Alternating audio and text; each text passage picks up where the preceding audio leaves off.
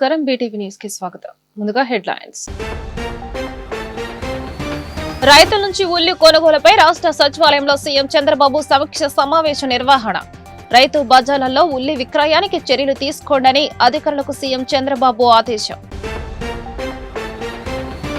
Janasena party తరపున సేనాతో సమావేశాలకు శ్రీకారం చుట్టిన జనసేనాని.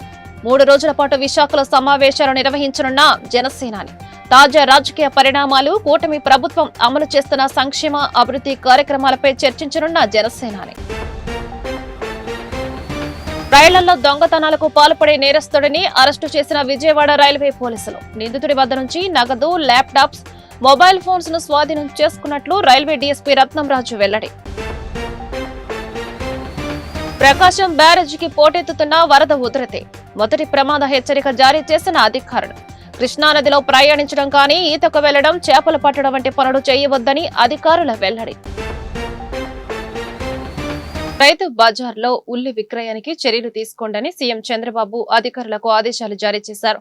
ఉల్లికి రేటు వచ్చే వరకు కమ్యూనిటీ హాళ్లలో నిల్వ చేయడానికి రైతులకు అవకాశం కల్పించాలని ముఖ్యమంత్రి చంద్రబాబు మార్గనిర్దేశం చేశారు. తక్షణం ఉల్లిని కొనుగోలు చేసి రైతులకు నష్టం రాకుండా చూడాలని ఆదేశించారు. రైతుల నుంచి ఉల్లి కొనుగోలుపై రాష్ట్ర సచివాలయంలో ఆంధ్రప్రదేశ్ ముఖ్యమంత్రి నారా చంద్రబాబు నాయుడు గురువారం సమీక్ష సమావేశం నిర్వహించారు.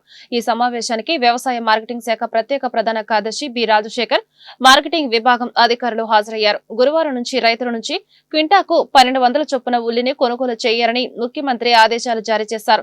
ఉల్లి పంటను తక్షణమే కొనుగోలు చేసి నిల్వ చేయాలని సూచించారు. కమ్యూనిటీ హాళ్లను అద్దెకు తీసుకుని ఉల్లిని ఆరబెట్టాలని ఆదేశాలు జారీ చేశారు. వచ్చే 10 రోజుల్లో 5000 మెట్రిక్ టన్నుల ఉల్లి పంట వస్తుందని అధికారులకు వివరించారు. కొనుగోలు చేసి ఆరబెట్టిన ఉల్లిని రైతు బజార్లలో విక్రయించేలా చర్యలు చేపట్టాలని దిశానిర్దేశం చేశారు. తక్షణ ఉల్లిని కొనుగోలు చేసి రైతులకు నష్టం రాకుండా చూడాలని ఆదేశించారు. తాజా రాజకీయ పరిణామాలు, కూటమి ప్రభుత్వం అమలు చేస్తున్న సంక్షేమ అభివృద్ధి కార్యక్రమాలపై పవన్ కళ్యాణ్ సమావేశాల్లో చర్చించనున్నారు. 29వ తేదీన ఒక్కో అసెంబ్లీ నియోజకవర్గంలో పార్టీ ఆవిర్భావం నుంచి పనిచేస్తున్న 10 మందిని ఎంపిక చేసి వారితో వివిధ అంశాలపై అధినేత మాట్లాడనున్నారు. జనసేన పార్టీ కార్యకర్తలతో, ప్రజలతో మమేకమయ్యే దిశగా అడుగులు వేస్తోంది. ఈ మేరకు జనసేన అధినేత deputy CM Pawan Kalyan Janasena party తరపున సేనాతో సేనాని సమావేశాలకు శ్రీకారం చుట్టారు. ఈ నేపథ్యంలో గురువారం నుంచి 3 రోజుల పాటు విశాఖలో సమావేశం నిర్వహించనున్నారు. పవన్ కళ్యాణ్ 3 రోజులు విశాఖలోనే ఉండి కార్యకర్తలు, నేతలతో సమావేశం కానున్నారు. 2 తెలుగు రాష్ట్రాల నుంచి నాయకులు, కార్యకర్తలు భారీగా హాజరు కానున్నట్లు సమాచారం. ఈ మేరకు పార్టీ నాయకుల సమావేశాలకు సంబంధించి అన్ని ఏర్పాట్లు పూర్తి చేశారు. 29వ తేదీన ఒక్కో అసెంబ్లీ నియోజకవర్గంలో పార్టీ ఆవిర్భావం నుంచి పనిచేస్తున్న 10 మందిని ఎంపిక చేసి వారితో వివిధ అంశాలపై అధినేత మాట్లాడతారు. ఉత్తరాంధ్ర ప్రాముఖ్యత తెలియజేసేలా సాంస్కృతిక కార్యక్రమాలు ఉంటాయి.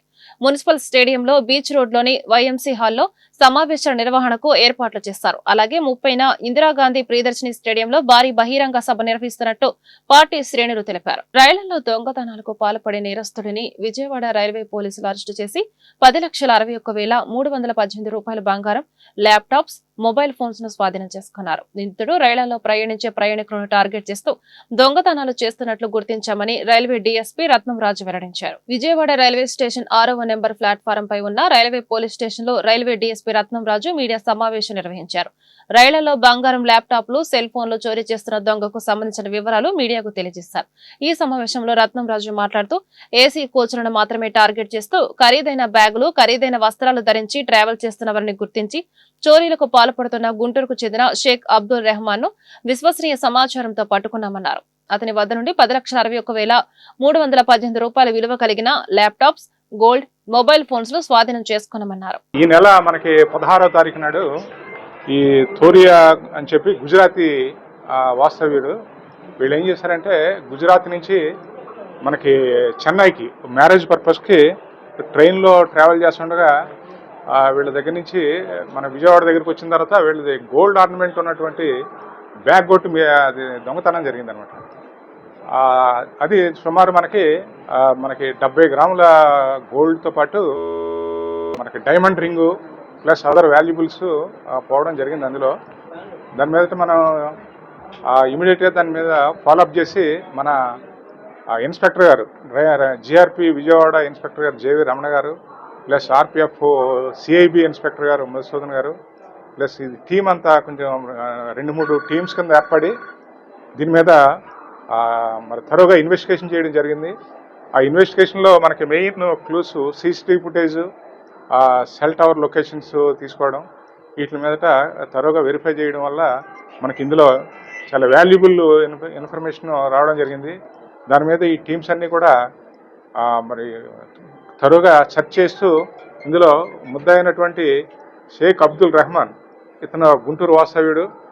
ఇతను ఏం చేశాడంటే మనకి ఈ ట్రైన్లో ట్రావెల్ చేస్తుండగా విజయవాడ దగ్గరికి వచ్చిన తర్వాత ఈ గోల్డ్ ఆర్నమెంట్స్ ఉన్న బ్యాగ్ థెఫ్ట్ చేయడం జరిగింది అనమాట.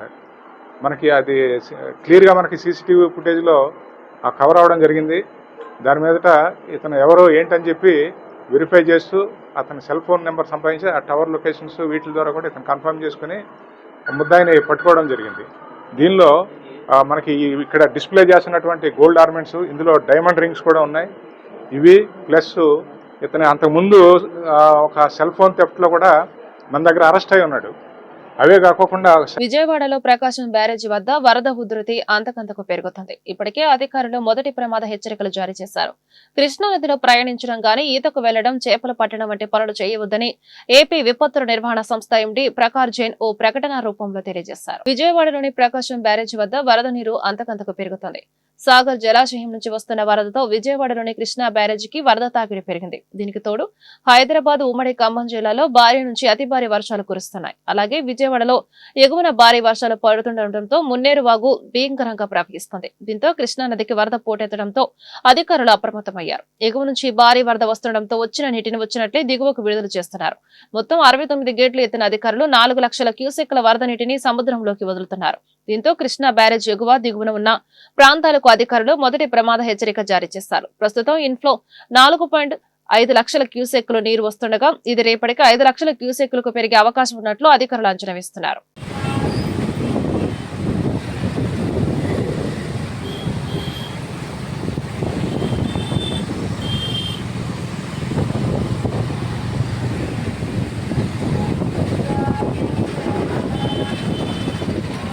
నగరంలో డుండి సేవా సమితి ఆధ్వర్యంలో ఏర్పాటు చేసిన 72 అడుగుల శ్రీ కార్యసిద్ధి మహాశక్తి గణపతిని సీఎం చంద్రబాబు దర్శించుకున్నారు.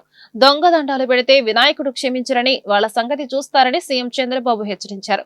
భవిష్యత్తులో ఎలాంటి కష్టాలు లేకుండా ఏపీ ముందుకు వెళ్లాలని కోరుకుంటున్నారని సీఎం పేర్కొన్నారు. విజయవాడ సితారా సెంటర్ లో డుండి సేవా సమితి ఆధ్వర్యంలో ఏర్పాటు చేసిన 72 అడుగుల శ్రీ కార్యసిద్ధి మహాశక్తి గణపతిని సీఎం చంద్రబాబు దర్శించుకున్నారు. ఈ కార్యక్రమంలో Vijayawada MP Kesineni Chinni, central MLA Bonda Uma, ఆర్యవేశ చైర్మన్ డూమ్డి రాకేష్లు సీఎం చంద్రబాబుకు ఘనస్వాగతం పలికారు. గణపతి దర్శనానంతరం తనకు వినాయక చవితి అంటే చాలా ఇష్టమని, తాను కూడా ఇలాంటి వినాయకులను ఏర్పాటు చేశారని ముఖ్యమంత్రి నారా చంద్రబాబు నాయుడు గుర్తు చేశారు. ఈ పండుగ రోజు చిన్న పిల్లలు మంచిగా చదువుకోవాలని, పుస్తకాలను వినాయకుడి వద్ద ఉంచుతారని తెలిపారు. భవిష్యత్తులో ఎలాంటి కష్టాలు లేకుండా ఏపీ ముందుకు వెళ్లాలని కోరుకుంటున్నారని చెప్పుకొచ్చారు. ప్రతి వాడ, పల్లె, గల్లీలో జరిగే పండుగ వినాయక చవితి అని ఉద్ఘాటించారు. नमस्ते अस्तु रुद्ररूपेभ्यः आनंद मंगल सुंदर नीराजनं दर्शयामि। जय बोलो गणेश महाराज की।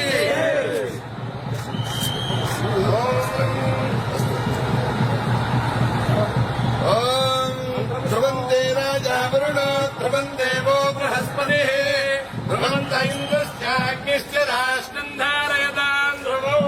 ओम ప్రతి సంవత్సరం మీరు కానీ గణేష్ పండుగ చేసుకోవాలంటే ఒక మైక్ పెట్టుకోవాలి.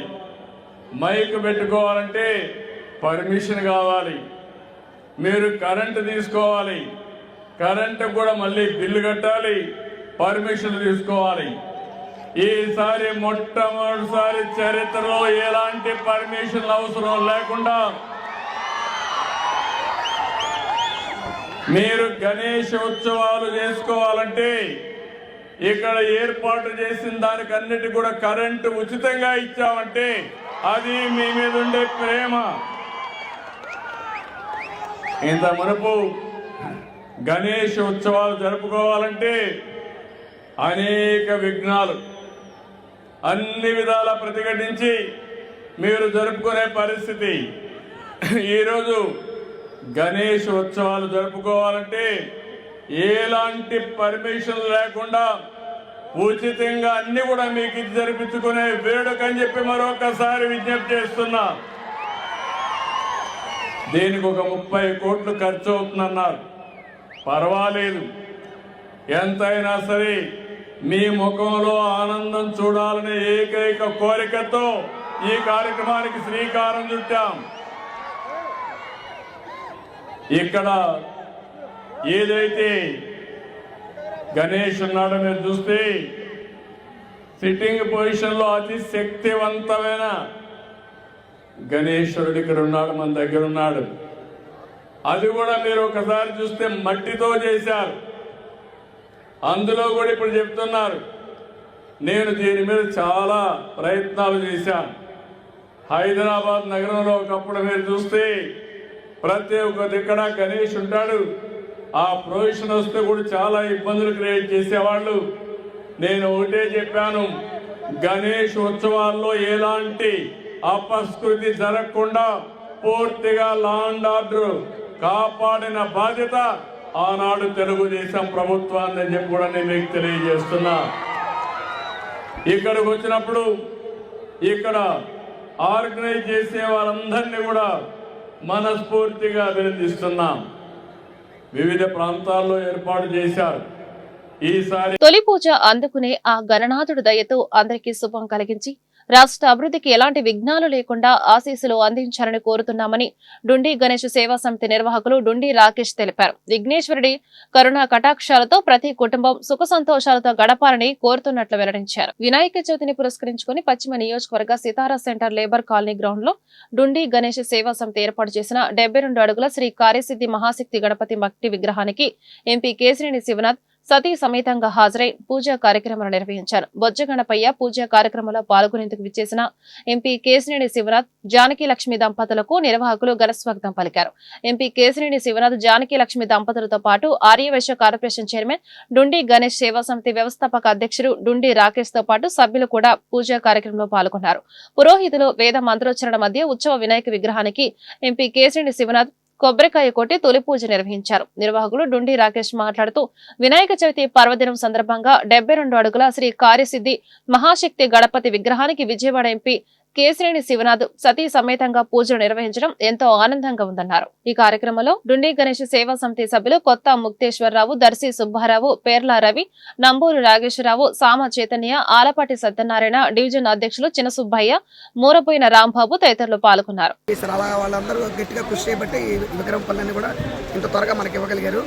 అలాగే మీ అందరికీ తెలుసు, మేము ఈ సందర్భంగా ఎకో ఫ్రెండ్లీ గణేష్ని మనం పూజించమని మేము మా డుండి గణేష్ సేవా సమితి నుంచి కూడా పిలిపిస్తున్నాం. అలాగే మన స్వామివారికి ఇరువైపులా ఒకవైపు పరమశివుడు, మరొక వైపు వాసవి కన్యక పరమేశ్వర అమ్మవారిని కూడా ఇక్కడ ఉంచడం జరిగింది. భక్తులందరికీ ఈసారి కార్యశక్తి మహాశక్తి గణపతిగా మన స్వామివారు మీకు దర్శనమిస్తున్నారు. మీరు ఏమైతే కోరికలు కోరుకున్నారో అవన్నీ ఖచ్చితంగా తీరుతాయని చెప్పేసి ఈ సందర్భంగా కోరుతున్నాను. దీని బడ్జెట్ ఎంతో సుమారుగా చెప్పగలరా? బడ్జెట్ అంటే దాదాపు 1,50,00,000 దాకా అవుతుందండి. ఎందుకంటే అన్నీ కూడా మనం ఐరన్ కానీ లేకపోతే దాంట్లో ఉన్న మట్టి కానీ అన్నిటికన్నా ముఖ్యమైనది లేబర్ ఖర్చు ఎక్కువండి. భారీ వినాయకుడిని విజయవాడలో అమరావతి ప్రజల కోసం ఏర్పాటు చేయాలని, భారీ వినాయకుడిని దర్శించుకోవాలంటే ఎక్కడో పక్క రాష్ట్రానికి వెళ్ళాలి. అలా కాకుండా ఇక్కడే ఉండే విధంగా మేము వినాయకుడిని ఏర్పాటు చేసి ప్రతి సంవత్సరం కూడా పూజలు నిర్వహించడం జరుగుతుంది. మరి ఈ సంవత్సరం ఎక్కడా లేని విధంగా కూర్చున్న గణనాథుని మనం ఏర్పాటు చేయడం జరిగింది. మీరు ఎక్కడైనా పెద్ద వినాయకులు చూసినట్టయితే నుంచున్న గణనాథుల్లో మీరు ఏ పెద్ద వినాయకుడిని చూసినా ట్రాక్ రికార్డు కోసం మెయింటైన్ చేస్తారు. కానీ ఈసారి అతిపెద్ద విస్తీర్ణతతో కూర్చున్న గణనాథుని మహాశక్తి గణపతిగా, కార్యసిద్ధి మహాశక్తి గణపతిగా ఇక్కడ ఏర్పాటు చేసి ఈ గణనాథునికి ప్రత్యేక పూజలు ఇవాళ ఎంపీ కేశినేని చిన్ని గారి చేతుల మీదుగా పూజలు ప్రారంభించి విగ్రహాన్ని ప్రజలకి చూపించడం జరుగుతూ ఉంది. ప్రాణప్రతిష్ఠ చేసి ఏదైతే సాయంత్రం నుంచి పబ్లిక్ అందరినీ కూడా అలౌ చేయడానికి క్యూ లైన్లు కానివ్వండి, ప్రసాదాలు కానివ్వండి, వాటర్ ఫెసిలిటీ కానీ అన్నీ కూడా అరేంజ్ చేయడం జరిగింది. ఎంతమంది వచ్చినా కూడా, లక్షల మంది జనం వచ్చినా కూడా తట్టుకునే విధంగా గ్రౌండ్ను కూడా అన్నిటికీ సంసిద్ధం చేయడం జరిగిందని తెలియజేస్తాం. ఎన్టీఆర్ జిల్లాలో వరద పరిస్థితిపై హోంమంత్రి అనిత, ఇతర ఉన్నతాధికారులు ఆరా తీసినట్లు కలెక్టర్ లక్ష్మీషా తెలిపారు. బుడమేరు వద్ద వరద ఏమీ లేదని, 3,000 క్యూసెక్ల నీరు వస్తోందని తెలిపారు. పరిస్థితి అంతా నియంత్రణలోనే ఉందన్నారు. ప్రజలు భయపడాల్సిన పనిలేదని కలెక్టర్ తెలిపారు. పోతులవాగు, నల్లవాగు వద్ద నీరు ఉధృతంగా ప్రవహిస్తోందని ఆయన పేర్కొన్నారు. ఖమ్మం, వరంగల్లో కురుస్తున్న వర్షాలతో మున్నేరుకు వరద నీటి ప్రవాహం వస్తోందని, దీనివల్ల ఏపీలో ఇబ్బందికర పరిస్థితి లేదన్నారు. ప్రకాశం బ్యారేజ్ వద్ద మరో గంటలో మొదటి ప్రమాద హెచ్చరికతో 95 గ్రామాలపై ప్రభావం పడుతుందని, వాళ్లకు పునరావాస కేంద్రాలు ఇప్పటికే ఏర్పాటు చేశామన్నారు. కొండ ప్రాంతాల్లో ఉన్నవారు పునరావాస కేంద్రాలకు తరలి వెళ్లాలన్నారు. పల్లె నుంచి పట్నం వరకు యంత్రాంగం అప్రమత్తంగా ఉంది అని కలెక్టర్ అన్నారు. ఎన్టీఆర్ జిల్లాలో ఎప్పటికప్పుడు వర్షం పరిస్థితి మానిటర్ చేస్తున్నాము. ఎప్పటికప్పుడు గౌరవ ముఖ్యమంత్రి వర్లు, ఉప ముఖ్యమంత్రి వర్లు, అట్లాగే హోమ్ మినిస్టర్ కూడా ఎప్పటికప్పుడు ఫోన్ చేసి ఇన్ఫర్మేషన్ తీసుకుంటున్నారు. మార్నింగే ఫోన్ చేసి హోమ్ మినిస్టర్ కూడా ఏం పరిస్థితిని తెలుసుకున్నారు. ఇక్కడ చూసే నిన్న వచ్చిన వర్షం, నిన్న కొంచెం తిరువురు ఏరియాలో ఎక్కువ వర్షం పడింది కాబట్టి దాని వాటర్ ఇప్పుడు బుడమేరులో కోతులవాగు, పులువాగు నుంచి ప్రవహిస్తూ ఉంది. అది ఇప్పుడు వెలగలేరు గేట్ దగ్గర ఉన్న హైట్ వచ్చి 3.2 ఫీట్స్, అంటే 3100 క్యూసెక్స్ వాటర్ ప్రవహిస్తూ ఉంది. అది నేరుగా నదికి వెళ్ళిపోతుంది బుడమేరు డైవర్షన్ కెనాల్తో. బుడమేరు వెలగలేరు దగ్గర ఇప్పుడు గేటు తీసే పరిస్థితి ఉండదు. అక్కడ ఏమైనా 11 ఫీట్కి వస్తే మాత్రమే అది అలార్మింగ్ ఉంటుంది కాబట్టి బుడమేరు కంప్లీట్ సేఫ్. ఇప్పటివరకు నీళ్ళు ఎక్కడ ఈ విజయవాడ వైపు వచ్చే పరిస్థితి లేదు. ఇంకా మున్నేరు వరకు వస్తే నిన్న మా వరంగల్, ఖమ్మంలో ఎక్కువ వర్షం పడింది, ఈరోజు కూడా పడుతుంది కాబట్టి ఇప్పటికే చూసుకుంటే 8000 క్యూసెక్స్ మున్నేరులో వాటర్ వస్తూ ఉంది. మున్నేరులో ఒక 10,000, 11,000 క్యూసెక్స్ వచ్చినప్పుడు లింగాల దగ్గర ఒక బ్రిడ్జ్ ఉంది, చిన్న బ్రిడ్జ్. ఆ బ్రిడ్జ్ సబ్మర్జ్ అయ్యే అవకాశం ఉంటుంది. అక్కడ ఆల్రెడీ అలర్ట్ పెట్టాము. అలాగే ముందుకు వస్తే ఇక్కడ మన కంచికచర్ల దగ్గర కీసరా బ్రిడ్జ్ అయితే ఉందో ఇది ఓన్లీ 24,000-25,000 క్యూసెక్స్ వాటర్ మున్నేరులో వస్తే మాత్రమే అక్కడ హైదరాబాద్ రోడ్ కట్ అవుతుంది. కానీ ఇప్పటికైతే ఏం అస్సలు ప్రాబ్లం లేదు. అక్కడ కూడా హైట్ వచ్చి 3.2 ఫీట్ ఉంది. అది 6 ఫీట్ దాటితే 6 అడుగులు దాటితే అక్కడ రోడ్ కట్ అవుతుంది. ఇప్పటివరకు ఎక్కడ రోడ్ కట్ అవ్వడం కానీ లేదా రోడ్ మీద వాటర్ అవ్వడం కానీ విలేజెస్ ఇన్యూండ్ అవ్వడం కానీ ఎక్కడ లేదు. ఇంకా ప్రకాశం బ్యారేజ్ వరకు వస్తే ఇప్పుడే 3.892 క్యూసెక్స్కి వచ్చింది, lakhs క్యూసెక్స్కి. అది first warning maybe by next 1 hour 2 hourలో ఫస్ట్ వార్నింగ్ రీచ్ అవుతాయి. First warning Prakasam barrage reach అవుతే మనకు 95 గ్రామాలు ఇన్యుండేషన్ అవుతాయి. దాంట్లో మెయిన్ ఎఫెక్టెడ్ ఈ ఇబ్రాహీంపట్నంలో ఉన్న చిన్న లంక, పెద్ద లంక గ్రామాల్లో ఉన్న 150 కుటుంబాలు. వాళ్ళందరినీ ఆల్రెడీ అలర్ట్ చేసి బస్ టర్మినల్లో ట్రక్ టర్మినల్లో పెట్టిన ఈ రిహాబిలిటేషన్ సెంటర్కి వాళ్ళని డైవర్ట్ చేయడానికి ఏర్పాటు చేయడం జరిగింది. ప్రజలందరినీ అప్రమత్తం పెట్టడం జరిగింది. అట్లాగే మెయిన్లీ ఫీల్డ్లో ఆఫీసర్స్ 24/7 డ్యూటీలో ఉన్నారు. ఎక్కడికెక్కడ చర్యలు తీసుకుంటూ ఉన్నారు. ఫిషర్మెన్ ఎవరు దయచేసి ఫిషింగ్కి నీళ్ళకి దిగకండి అని ఆల్రెడీ వార్నింగ్ ఇవ్వడం జరిగింది. మీ ద్వారా కూడా అందరికీ రిక్వెస్ట్ చేస్తున్నాను. ఈ నీరు దగ్గరికి, నది దగ్గరికి ఆవులు తోడుకొని వెళ్ళడము, అక్కడ ఊరికే చూసడానికి పనికి వెళ్ళడము లేదా ఇలా ఫిషింగ్ వెళ్ళడం అయితే దయచేసి ప్రస్తుతానికి ఆపుకోండి. ఫస్ట్ వార్నింగ్ మొదలవుతుంది కాబట్టి ప్రకాశం బ్యారేజ్లో వాటర్ ఎక్కువగా వస్తుంటుంది. సో దయచేసి సేఫ్గా ఉండండి. మీకు ఏదైనా ఇబ్బందులు అనిపిస్తే, ఎక్కడైనా ఇన్ఫర్మేషన్ కావాలి, ఏదైనా డౌట్స్ ఉంటే district level command control room పెట్టండి. కొందరు రాష్ట్ర అభివృద్ధికి విఘాతం కలిగించే విధంగా అబద్ధపు ప్రచారాలు చేస్తున్నారని CR medium academy AP chairman all party Suresh Kumar ఆందోళన వ్యక్తం చేశారు. ఇటువంటి అబద్ధపు ప్రచారాలను మీడియా సంయమనంతో తిప్పికొట్టాలని పిలుపునిచ్చారు. అమరావతిపై అబద్ధపు ప్రచారం, భావ ప్రకటన స్వేచ్ఛ అన్న అంశంపై గాంధీనగర్ ప్రముఖ ఫంక్షన్ హాల్లో CR media academy Andhra Pradesh chairman all party Suresh Kumar ఆధ్వర్యంలో సెమినార్ జరిగింది. ఈ కార్యక్రమంలో ముఖ్య అతిథిగా హైకోర్టు విశ్రాంత న్యాయమూర్తి జస్టిస్ టి సునీల్ చౌదరి, సామాజిక కార్యకర్త తుంగ లక్ష్మీనారాయణ, చరిత్రకారులు పాపినేని సాయి, అమరావతి రైతు జొన్నలగడ్డ కిరణ్లు పాల్గొని మాట్లాడుతూ దేశంలోని ప్రజలు వ్యవస్థలు మంచి కోసం పనిచేయాలన్నారు. ఏదైనా ఒక పని వెనక చెడు ఇంటెన్షన్ ఉండకూడదన్నారు. కొందరు సోషల్ మీడియా వేదికగా అమరావతిపై ఫేక్ ప్రచారం చేస్తున్నారన్నారు. రాష్ట్ర అభివృద్ధికి ఈ విధమైన ప్రచారం సరైనది కాదన్నారు. హక్కుని ఉపయోగించుకుని ఒక అబద్ధాన్ని ప్రచారంలో పెడతానంటే, నిజాన్ని వక్రీకరించి లేకపోతే నిజాన్ని మసిపూసి మారేడుకాయ చేసి దానిపై అత్యాచారం చేసి ఆ నిజం అనేదాన్ని మనం గుర్తించలేని స్థాయిలో దాని మీద దుర్మార్గం చేసి దాని స్థానంలో ఒక అబద్ధాన్ని తీసుకొచ్చి నేను పబ్లిక్ డొమైన్లో పెడతాను. ఆ అబద్ధాన్ని ఐ విల్ పెడిల్ దట్ లై, నేను ఆ అబద్ధాన్ని ప్రచారంలో పెడతాను. పెట్టేందుకు నాకు హక్కు ఉంది, ఆ హక్కును నాకు భారత రాజ్యాంగం కల్పించింది అని చెప్తారా? చెల్లుద్దా వాదన? నీకు హక్కు ఉంది, వాదన ఉంది. అబద్ధాన్ని ప్రచారంలో పెట్టే హక్కు నీకెక్కడుంది? నిజాన్ని కాదనే హక్కు నీకెక్కడుంది? ఈ హక్కులు లేవు. ఈ తరహా హక్కులు భారత రాజ్యాంగం ఎవరికి లేవు. మనకి ఎవరైనా పరువు నష్టం దావా ఉందనుకోండి, ఎవరైనా పరువు నష్టం దావా వేస్తారు. ఒక పరువు నష్టం దావాన్ని ఎదుర్కొనేందుకు, అంటే పరువు నష్టం దావా అనే అభియోగాన్ని ఎదుర్కొంటున్న మనిషి ట్రూత్ అనే ఒక డిఫెన్స్ ఉపయోగించవచ్చు. పరువు నష్టం దావాన్ని ఎదుర్కొనే మనిషి. ఇక్కడ అసలు ట్రూతే కాదు ఇది. నువ్వు ప్రచారంలో పెడుతున్నదే అబద్ధం. ఆ అబద్ధాన్ని ప్రచారంలో పెట్టి నాకు భావ పెట్టాల్సి స్వేచ్ఛ ఉందనుకుంటే ఎట్లా కుదురుతుంది? ఇదొకటి. దీన్ని ఇటువైపుకి దీనికి రెండో సెకండ్ పార్శ్వం, రెండో పార్శ్వం పెట్టారు మీడియాలో కూడా ఈ తరహా అంటే ఒక సెక్షన్ ఆఫ్ మీడియాలో ఈ ప్రచారం నడుస్తూనే ఉంది. మీడియాకి హక్కులు ఉన్నాయి, మీడియా హక్కుల్ని కూడా మనం గౌరవించాలి. తన కూతురుని అతి కిరాతకంగా అత్యాచారం చేసి హత్య చేశారని, తాను 8 సంవత్సరాలుగా న్యాయం కోసం పోరాటం చేస్తున్నారని, ఇంకా తనకు న్యాయం జరగట్లేదని సుగాలి ప్రీతి తల్లి సుగాలి పార్వతి ఆవేదన వ్యక్తం చేశారు. తమకు న్యాయం చేస్తామని హామీ ఇచ్చిన నాయకులు ఆ హామీని గాలికి వదిలేశారని ఆరోపణలు చేశారు. సుగాలి ప్రీతి నిష్పక్షపాతంగా విచారించి దోషులను కఠినంగా శిక్షించాలని కోరుతూ సుగాలి ప్రీతి తల్లి సుగాలి పార్వతి గాంధీనగర్ ప్రెస్ క్లబ్ లో మీడియా సమావేశం నిర్వహించారు. ఈ సమావేశంలో ఆమె మాట్లాడుతూ మొదటి సంతకం సుగాలి ప్రీతి ఫైల్ పై పెడతామని హామీ ఇచ్చి ప్రభుత్వం వచ్చాక ఆ హామీని గాలికి వదిలేశారని ఆరోపించారు. తమ కేసు విషయమై ప్రభుత్వం ఏర్పడి 14 నెలలైనా ఒక్క మాట కూడా మాట్లాడడం లేదన్నారు. అసెంబ్లీ సమావేశాల్లో తన కూతురు కేసుపై చర్చించారని, కేంద్రంపై ఒత్తిడి తెచ్చి సిబిఐ ఎంక్వైరీ వేయాలన్నారు. లేకుంటే జనసేన రాష్ట్ర కార్యాలయం వద్ద ఆమరణ నిరాహార దీక్ష చేపడతామని హెచ్చరించారు. గవర్నర్ గారికి కూడా మాకు జరిగిన అన్యాయాలు అక్రమాల గురించి కూడా మేము గవర్నర్ గారికి తెలియజేసుకొని న్యాయం కోసం మేము గవర్నర్ గారిని అర్జిస్తామని చెప్తున్నాను. ఇంకా అతి త్వరలో మేము సుగాలి ప్రీతి కేసు జరిగిన అన్యాయంపై డిజిటల్ క్యాంపెయిన్ కూడా మేము చేయదలుచుకున్నాము. ఆ డిజిటల్ క్యాంపెయిన్ కి సూచననే ఈ బ్యానర్. మాకు ఎందుకు ఇంత నమ్మక ద్రోహం చేయాల్సి వస్తుంది అనేది ఈ రోజు ప్రశ్నార్థకమైనది.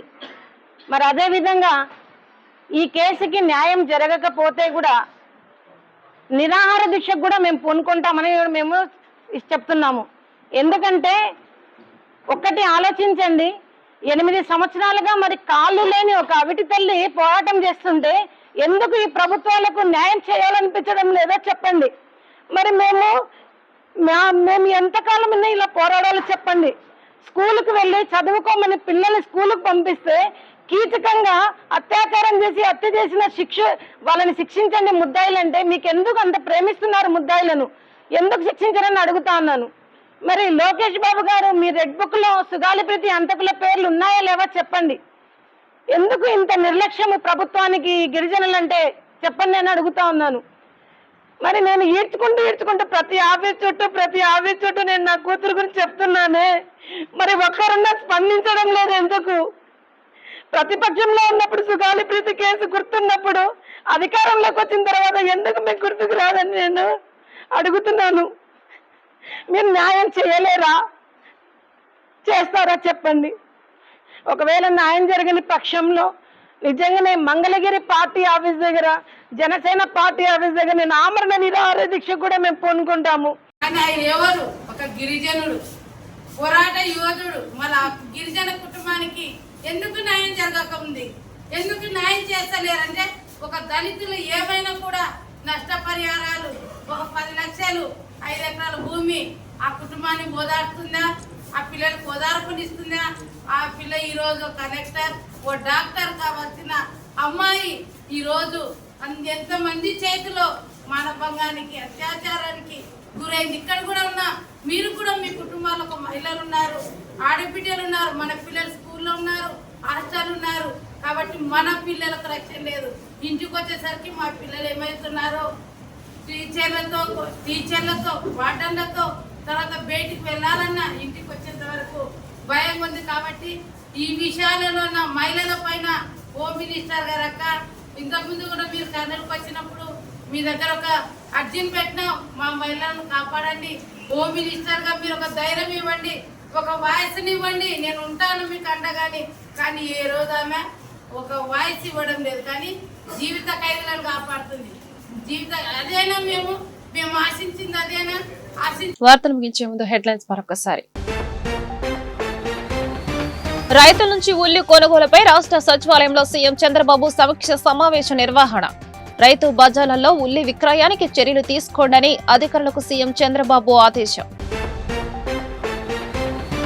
జనసేన పార్టీ తరపున సేనాతో సమావేశాలకు శ్రీకారం చుట్టిన జనసేనాని. 3 రోజుల పాటు విశాఖలో సమావేశాలు నిర్వహించనున్న జనసేనాని. తాజా రాజకీయ పరిణామాలు, కూటమి ప్రభుత్వం అమలు చేస్తున్న సంక్షేమ అభివృద్ధి కార్యక్రమాలపై చర్చించనున్న జనసేనాని. రైళ్లలో దొంగతనాలకు పాల్పడే నేరస్తుడిని అరెస్టు చేసిన విజయవాడ రైల్వే పోలీసులు. నిందితుడి వద్ద నుంచి నగదు, ల్యాప్టాప్స్, మొబైల్ ఫోన్స్ ను స్వాధీనం చేసుకున్నట్లు రైల్వే డీఎస్పీ రత్నంరాజు వెల్లడి. ప్రకాశం బ్యారేజీకి పోటెత్తుతున్న వరద ఉధృతి. మొదటి ప్రమాద హెచ్చరిక జారీ చేసిన అధికారులు. కృష్ణానదిలో ప్రయాణించడం కానీ ఈతకు వెళ్లడం, చేపలు పట్టడం వంటి పనులు చేయవద్దని అధికారుల వెల్లడి. ఈ వార్త ఇంతటితో సమాప్తం. నమస్కారం.